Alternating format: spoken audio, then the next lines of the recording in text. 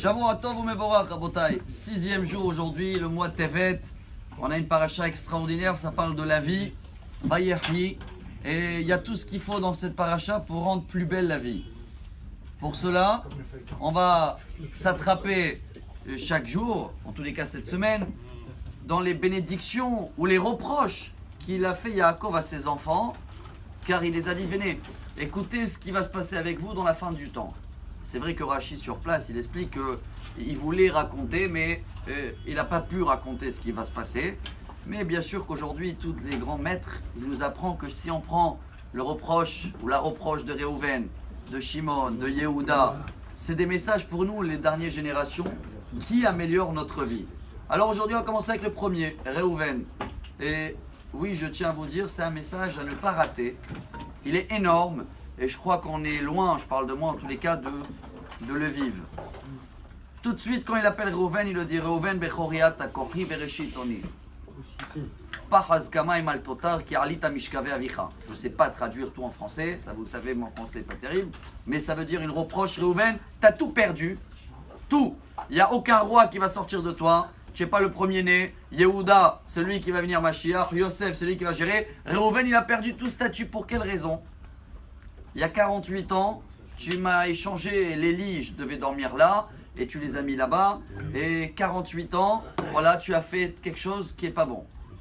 Peu importe, moi je vous demande, 48 ans Yaakov, tu dis rien à ton fils?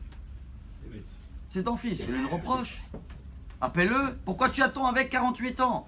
Rashi nous répond, Rabotai, c'est une réponse énorme.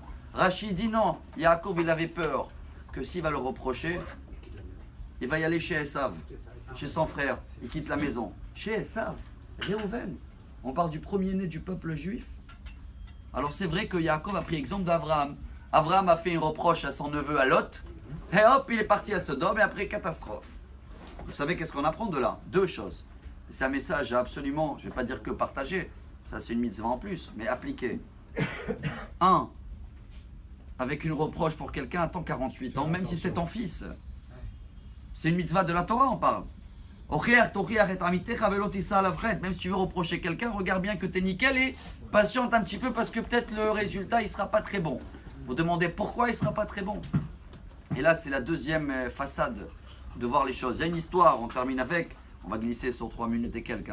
Chafetz Chaim, une fois était dans le train, quelqu'un il est venu le voir de loin, il ne savait pas que c'était lui. Il a dit bonjour, je viens voir le grand maître d'Israël, Chafetz Chaim. Chafetz Chaim dit quel grand maître, rien du tout, je le connais, c'est rien du tout. T'as pas honte comme ça, il dit. Et il a commencé à le frapper, bon. Et après le lendemain, quand il arrive, il voit que le monsieur lequel il a frappé, c'est le Chafetz Chaim. Il s'est évanoui, il demande pardon et tout. Le Chafetz Chaim, il dit non, ne t'inquiète pas, c'est moi, je te remercie. Grâce à toi, j'ai appris quelque chose de très beau aujourd'hui, que de la shonara ne fait pas même sur toi-même. Alors de là, je veux terminer avec ce message-là, au nom de Rav Neventzal. Quand tu fais des reproches à quelqu'un, ou même des reproches à toi-même, tu rentres dans une rama que tu ne peux pas t'en sortir. Yaakov, il savait que s'il va dire à Réhouven depuis longtemps, c'est pas bon ce qu'il t'a fait, il peut rester avec ce sentiment, c'est pas bon, je suis quelqu'un de pas bien. Comme ça, on ne peut pas avancer. Tu peux et tu dois tous les jours de dire, j'ai mal fait, je dois réparer. Mais pas que je suis quelqu'un de pas bien, tu es quelqu'un de très bien. C'est comme ça que tu avances. Donc les reproches creusent et font un trou que ça va être dur à ressortir, que chacun de nous apprend ce message de Réhouven, le partage. Demain, on va continuer avec Shimon et vous allez voir que vraiment, ça va rendre plus belle la vie. Shavuot Tov.